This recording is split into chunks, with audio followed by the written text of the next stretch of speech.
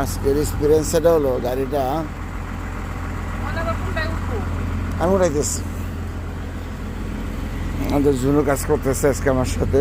ভোর 4:30টার সময় ফোন দিছে এই বেটায়, গাড়িটা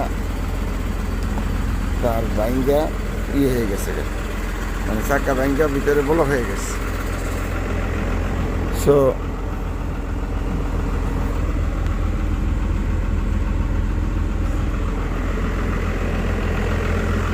জন্য ফোন দিছে, মানে যখন ফোন দিছে আমার আসছে, কিন্তু পুরা বলা